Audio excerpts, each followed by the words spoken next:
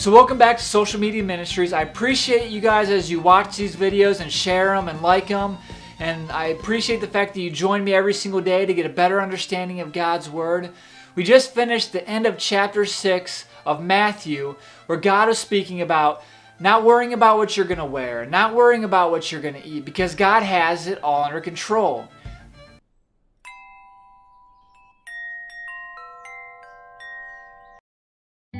He who did not spare his own son, but delivered him over for us all, how shall he not also with him freely give us all things? So continuing, we're going to go into the first few verses of chapter 7. And I find it interesting because in the previous chapter at the end, Jesus is talking about not worrying about what you're going to eat and what you're going to wear. And then it goes into Jesus talking about not judging other people. Now I can just picture this. Jesus is in a mixed crowd of people talking about this. You'd have the Pharisees and the Sadducees, the religious leaders of the society. You'd have the working class, and you'd have the poor people all around Jesus all at the same time. And you'd have the Pharisees and the Sadducees, and they would be dressed very well, and they would eat in very nice places. You'd have the working class that would just be wearing whatever they could, and then you'd have the low class or the poor people that had nothing but the clothes on their back.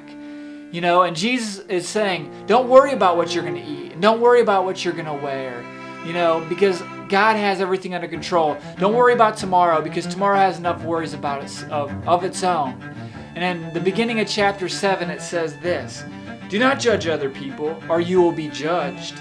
The standard you use to judge is the standard by which you will be judged. And I can almost picture him turning and looking at the Pharisees and the Sadducees this way and saying this: don't judge other people, because the way that you judge other people is how you're going to be judged.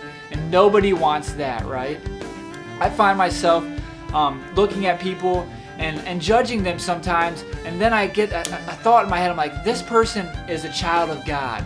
They're an image bearer of Christ just like me. I'm no better than they are or no worse than they are.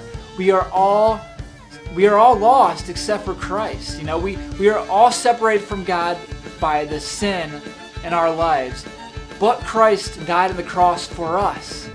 Okay? So don't judge other people, because you don't want God to judge you in the same way that you would judge somebody else, right?